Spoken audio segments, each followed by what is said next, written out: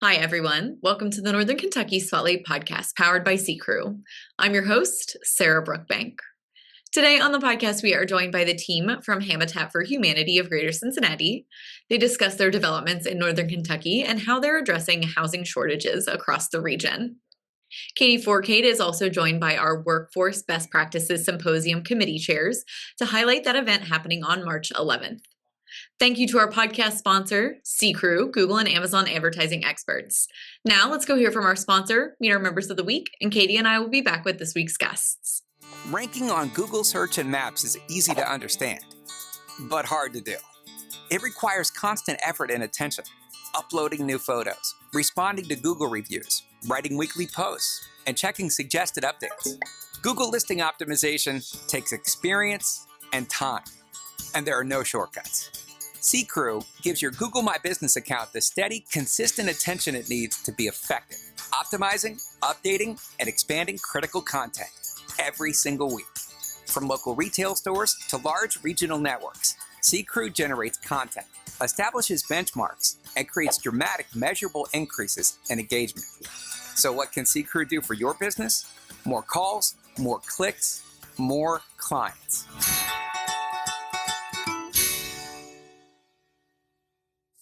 Congratulations to our members of the week. You can learn more about these businesses by following the Northern Kentucky Chamber on social media, where we highlight one of these businesses each day. Now, let's meet our members of the week.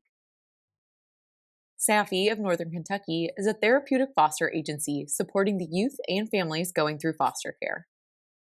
C&B Enterprises is a leading provider of maritime logistics and construction services, specializing in river-based transportation, infrastructure development, and maritime operations. Edward Jones financial advisor Abigail Williams can help you with your future, whether you're a business owner needing assistance with 401ks or an individual planning for retirement. For more than 140 years, Holly Hill has been dedicated to protecting and supporting the most vulnerable members of our community.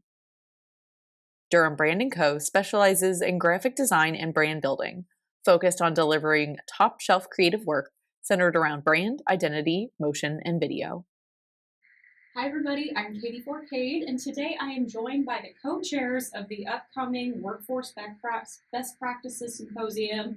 I'm joined by April Ritchie and Michelle Cestaric, right? Correct. Awesome, well thank you guys for being here today. I so appreciate you guys coming in and taking the time to talk with me. So a little bit, just tell me first about the event and this year's theme. Thanks for having us. So the Workforce Best Practices Symposium is a half-day event really focused on helping leaders keep up with the changing world of work. It was actually program started by Talia Fry, a 20-year veteran of the Brighton Center, and we continue this program on in her memory, so it's certainly worth a shout out there. This year's theme is Future Ready Workplaces, Building Talent, Data, and Culture, and that really kind of sums up what organizations are talking about right now, right? So the ability to attract great people, how to use data wisely, how to build culture with the people, and so they want to stay with you. The whole event itself is really built around roundtables and speakers and engagement, and it's really a practical, energizing kind of full of ideas event. Different than a typical event. It's really much more driven towards, again, roundtable conversations where the participants can really engage with the audience, and the audience can engage with the speaker about their uniqueness of their business. So again, it's really meant to drive those discussions and interactive conversations at the roundtables. That's so cool. Now, Yeah. you're talking about speakers. Take me through who's speaking and what kind of topics are they diving into? All kinds of great topics. We have a wide variety of topics, a great mixture of speakers. So just to give you a little bit of background, what we do is we have a committee or a board that reviews all the applications from the speakers, and then we systematically go through and select the speakers and topics that we feel like are most relevant for each year's symposium. So there's a process behind that. All of the speakers are listed on the Northern Kentucky Chamber's website for a full preview of what's coming and what who's speaking and what they're speaking about.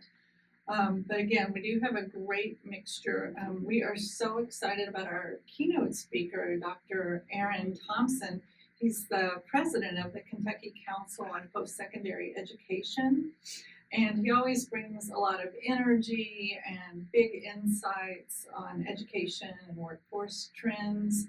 So he just has a way of connecting education and workforce development and real world challenges. We're very excited. That's so cool. Okay, that's really exciting. Now, are y'all going to be in attendance, obviously, at that event? We sure will. Yes. Awesome. Okay. Is there anybody you're personally like, I'm so excited to hear from this one specific person. Like, I absolutely just cannot wait to hear from them. Well, I'm very excited to hear from Dr. Thompson. I haven't personally heard him speak, but I have heard such wonderful things about him that I'm just so excited to listen to him and give his keynote. And then we have Dr.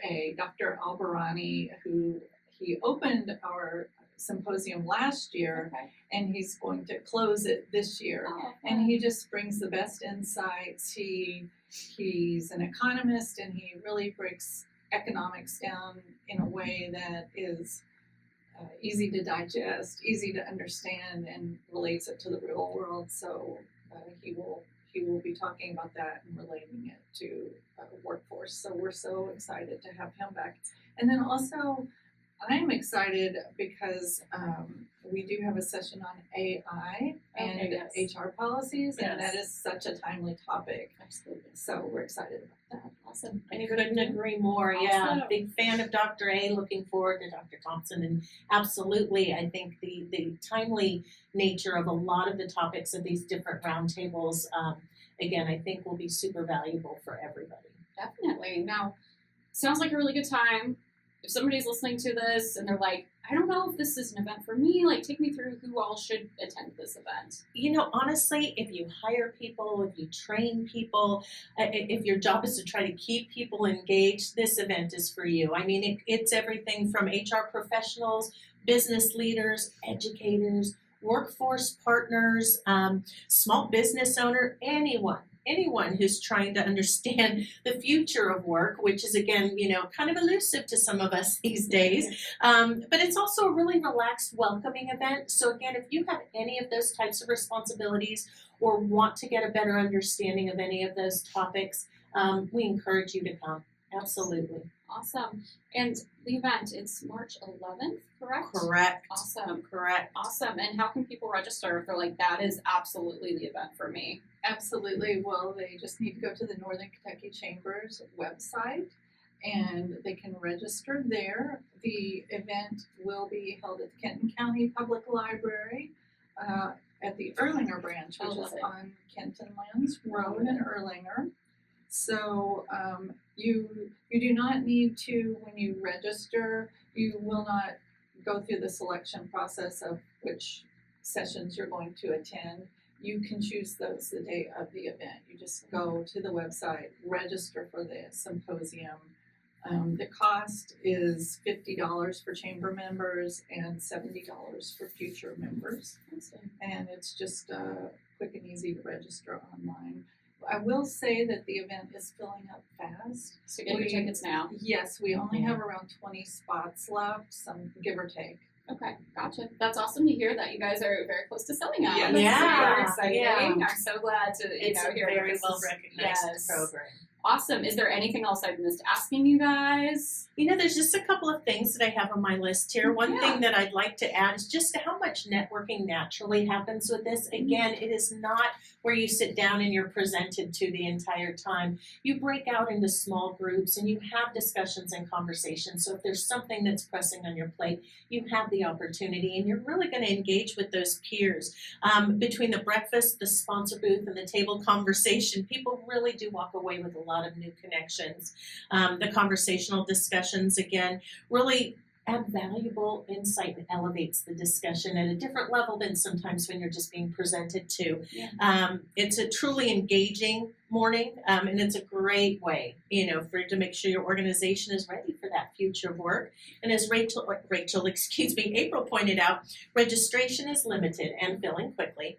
And I would certainly be remiss if I didn't thank our sponsors, which NKY, Payroll Partners, Kenton County Public Library is our location sponsor, along with Barnes Denning, ComAssist, Hannah Resource Group, KTS Advocacy, Learning Grove, and Cable Group. That's awesome. Yes, It's for people. It and really is. I like what you said about, making connections, because I think that's sometimes hard for people to do. So when you come to an event like this, not only are you walking away with a lot of good information, but some new people you've met, which is very nice, And again, a very welcoming group. So just be comfortable and come join us, and would look forward to hosting anybody who wanted to attend.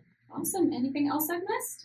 Not that I can think of. I think you talked about this, but I just wanted to say it really is a welcoming group. It's a very relaxed event, and just due to the nature of it being so conversational in the breakout groups, it is a wonderful opportunity to network, as Michelle said, and it's just a wonderful way to meet people in your field and outside of your field. I love it. Oh my goodness. Now that's March 11th again. Correct. That's awesome. And people can go to nkychamber.com/events to register. Thank you, ladies. Thanks for having Thank us. you. We look forward to seeing everybody on the 11th. Of course. All right. Hi everyone, today on the podcast I am joined by the team at Habitat for Humanity Greater Cincinnati. You guys, welcome to the podcast. I'm going to have you both introduce yourselves to our audience. All right, I'm Tiara Powell, Faith and Government Relations Coordinator. And I am Joe Hansbauer, the President and CEO of Habitat. That is great. I am so excited to have you guys on. You serve a really big area here in Greater Cincinnati. Tell me a little bit about what Habitat for Humanity has been up to lately. Yeah, for sure. Home building, repair, and restore are the kind of the three main things that we do. We are building all over our region, as far north as the city of Oxford, and as far south as Latonia Lakes here in northern Kentucky. And in particular, we're super excited to be building again in northern Kentucky. It's been a few years since we have built a home in northern Kentucky, and so we have 9 houses in Botany Hills in Covington that are 2 complete and 7 more in process. Yeah, that's very exciting. And you mentioned you're building in Northern Kentucky. We on the podcast have talked a lot about housing in Northern Kentucky and what's been going on. You guys have been involved in that process, the Home for All report that came out, that Northern Kentucky area development study that came out a few years ago. In terms of what you all are seeing in the housing landscape in Northern Kentucky, tell me a little bit about what you guys are seeing. Yeah, for sure. I mean, certainly I think Northern Kentucky kind of mirrors the larger region and kind of the country as a whole in terms of some of the challenges that we're seeing around housing affordability. So I think, we've seen housing costs increase, the cost to build home, the sale price of homes has increased fairly dramatically over the last 7 or 8 years. You pair that with increasing interest rates, and all of a sudden, those that were kind of teetering on the opportunity to get themselves in a home, all of a sudden, kind of fall off the edge there and are no longer able to make that a reality. A little bit of a slowing and stagnating wages kind of exasperates that challenge as well. So as housing costs are accelerating, even with increased wages, they're not kind of keeping pace with that. And so you go from, a situation in which, there were most folks could still have the opportunity to own a home even a handful of years ago. That really isn't true anymore. And I think one of the really important parts too is the housing stock that's being created. That traditional starter home, 2-bedroom, 1 bath, 1,100 square foot kind of home. That a lot of the inner ring neighborhoods across our region were built out as that home doesn't get built anymore, right? And so that piece is missing as well. And so if you're not already in real estate, if you don't already own it or have family that can assist, it's really, really hard to get in. Yeah, and we're seeing that all over the place. Tara, anything to add on those two questions? No, Joe covered it all for those two. Good. But so you talked a little bit about you guys are building here in Northern Kentucky and Bonnie Hills and addressing some of that affordability, filling some of that gap. Tell us a little bit more about how you guys are addressing like the needs when it comes to housing in Northern Kentucky. For sure, yeah. So Botany Hills, I think, is a really good example of the way that we Habitat likes to engage in existing neighborhoods. We'll talk probably a little bit later about some of our land development work, but that scattered infill. Habitat likes to go into existing neighborhoods, existing street grids, and fill in the missing gaps, right? So it may be a home that was abandoned at some point and torn down, or part of a neighborhood that was never built out. Those scattered infill lots is where we like to fit, and so Botany Hills is a great example of it's a small, close knit, geographically small community, right? That allows us, when we go in and build 9 homes, we have the opportunity really to kind of change the face or refresh the face of that street grid, and so we build 900 to 1,200 square foot homes. And we partner with families that are first-time home buyers below 80% of the area median income. We provide them with an affordable mortgage, so we're not giving away anything. All of our Habitat home buyers earn the opportunity to be in the home. They participate in financial education. They volunteer on the home build, so they get to see what's behind the walls and how the plumbing works and all of that. So we are two complete in Botany Hills now, and we have 7 more in process at the moment. Yeah, that's very exciting. Yeah. One of the things that I want to add to that is about the affordability is I think a lot of the businesses are surprised about their employees being eligible for Habitat homes. Because right now I think the number is 89,000 for a family of 4 is where they would still be eligible with the maximum income. So I think that's something that really gravitates or has the business gravitates toward Habitat. Yeah, I know we here at the Chamber, especially after that the NKY study came out about, it's like 60% of our workforce is making under a certain amount of money a year, but that's the workforce. Like these people are gainfully employed, they're working full-time jobs all over the community and still are finding a hard time finding a home. Right. I think it's really great what you guys are doing. And you mentioned more of that infill housing, filling that in. You guys have a real estate department that you work with that you guys have. Tell us a little bit about that department and the work it's doing. Yeah, so land development is kind of the terminology that we use, but it's is shifting a little bit the way that Habitat works here in our region. So it's moving from a one house at a time or couple next to each other across the street into an opportunity for us to kind of take blank ground, right, 4 to 10 acres, and build out a neighborhood. And so we are doing that with more frequency. It reduces our operational costs and overhead. It allows us to increase the number of homes that we can build at any one time, and it creates the opportunity for us to build out neighborhoods with amenities that the families are looking for, right? So that is new for us here at Habitat Greater Cincinnati. It is a role that other Habitat affiliates have that we're following kind of in their footsteps across the country, but it is a bit of a new piece for us here. Yeah, and one of the other things, you guys are also accepting applications for homes in Covington. Tell me a little bit about that piece, what people need to know about that. Yeah, so they can go to habitatcincinnati.org. Those applications will be open on February 10th and accepted all the way to February 27th. All of the income guidelines are on there. They can fill those out. It gives them all of the paperwork that they need. They can either mail those into the office or drop by personally and drop them off, and then it goes from there. Yeah, and so you mentioned a lot of employers might be surprised that their employees kind of fit that bill. Tell us more about how people can apply for homes.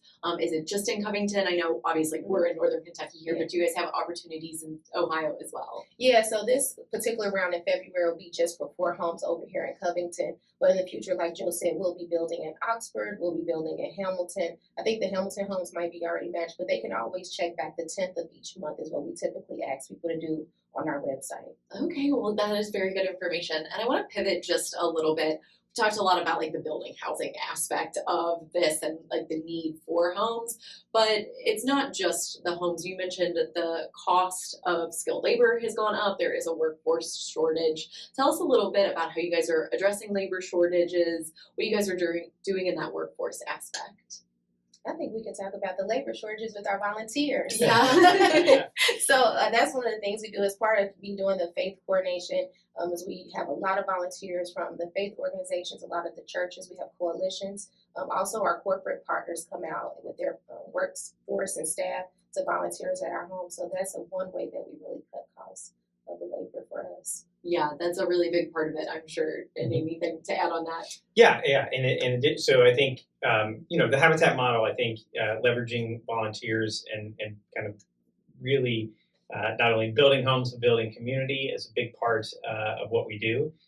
We also have a formal workforce training program that we operate. We run 5 times a year, a cohort of anywhere between 6 and 12 participants in those training sessions.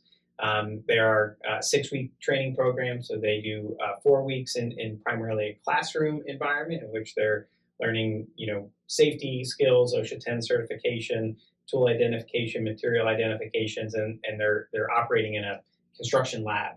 So they also get hands-on with materials, and then the last 2 weeks of the program, we're getting them out to Habitat builds in kind of an internship model, and then we partner directly with companies to help them get connected to full-time jobs coming out of that program. Yeah, that's exciting. So they're not just learning on the job, they're actually getting jobs very quickly afterwards. Yes. One of the other things I want to talk about, you guys aren't just building new homes, you're not just coordinating volunteers to do that and your employees. You guys are also helping people stay in the homes they already have. Tell me a little bit about that aspect of what you guys do. Yeah, so we have the critical repair program, and we have 2 tracks for that. One is for seniors over 65, and the other is for veterans and their families. And so we do things like roofing, plumbing, HVAC, and a lot of the tub to shower conversions. And so that's one way for people to be able to stay in their homes and not be pushed out because of mobility issues. Yeah, and that's essential. We talk a lot about that. I know the Area Development District is very much involved with our seniors in doing that. And it's great to hear all of the different things that you guys are doing. When you think about Habitat for Humanity as a whole and like all the different things that you're doing, what are the things that make you most excited about your job and what's going on in the community? Oh, that's a hard one. I'll let you do that one first. Yeah, I think, we're scaling, right? So our organization is much larger today than it was even just a couple of years ago. We've moved as an organization that was building mid-teens, 12, 13 houses a year to, we built 25 last year. We will, over the next couple of years, be scaling to build 40 to 50 homes a year. It's really important. It's not enough, right? We are in the greater Cincinnati region, we're somewhere between 19,000 and 29,000 units short of housing that is attainable, right? So it can't just be us, right? We, in our wildest dreams, no matter how large we get, we will never be able to meet that need all on our own. And so the engagement in the community, getting more people connected through volunteerism, allows us to share the challenges and help people understand kind of what some of the challenges are. And then they can become advocates as well for really what does our region need in order to, continue to grow. Jobs are super important, obviously, but, it's going to be real difficult to attract and retain workers if we can't keep them in homes affordably. So I think, we've identified what the challenge is. We're seeing it, and we're really aggressively kind of going after that from a growth perspective and trying to get bigger. Yeah, I love that. For me, I think the most exciting thing is when I go out to talk to people, I feel like Habitat gives people hope. There are large groups of people who just simply don't know exactly how Habitat does what it does, and they think that they're not able to apply for Habitat homes and partner. I think that being out and talking to folks and getting them to understand how the program works and how they can get involved, that you almost see like a light in their eyes. People who may not have been able to purchase a home previously for all the different reasons that Joe talked about earlier. I think that that's the most exciting part for me right now. Yeah, getting people in homes, getting people into a pipeline where they can create wealth for themselves, security for themselves is always essential. It has been so great to have both of you guys on to talk about Habitat for Humanity. Before I let you go, final thoughts, anything else that I didn't ask that you think our viewers and listeners need to know about you guys? Yeah, the maybe a call to action, right? There's room and space for everyone to participate in Habitat, right? So, certainly we're always looking for new donors and new partners. We've got pipeline. If you you own a construction company, if you are a subcontractor, like we're always looking for ways to get our workforce training folks connected to jobs. We'd love to chat with you in that way. We'd love for people to come out and volunteer, right? I think a lot of times, folks feel like they may not have the skills necessary, the experience to come out, and I can promise you that is not correct. We will put you to good use, create some great opportunities for you to learn some new skills yourself, and so coming out to volunteers, it's a great way to be shoulder to shoulder, elbow to elbow with your neighbors and home buyers and Habitat staff, and make a real difference. So we'd love to have people out. Yeah, for me, I think my call to action on the faith side is there are a lot of faith organizations in Northern Kentucky that I would love to touch base with, because there is a pipeline for them, and also for the businesses and residents to really contact us about how they can help advocate for Habitat. That's a big piece of it. The legislators, a lot of them in Northern Kentucky support us, but there's nothing wrong with having people speak up for us and advocate on our behalf as well. Yeah, I absolutely love that. Well, Joe, Tara, thank you guys so much for coming on the podcast today. Thank you. Thank you. Thank you to our Investors Circle members. Our Investors Circle members help us promote and support the development of strong businesses and a vibrant economy in the Northern Kentucky region. Thank you to all of these members for their investment, which will help the Northern Kentucky Chamber of Commerce in our mission to develop and grow a thriving business community. Northern Kentucky needs tailored solutions to address our housing shortage. Home for All, Northern Kentucky Housing Strategies, explores how we can retain young adults, help older residents downsize or age in place, and ensure new neighbors have housing options that fit their lives. Dive into the report at housingNKY.org. Welcome back, everyone. Thanks so much for tuning in to today's episode of the podcast.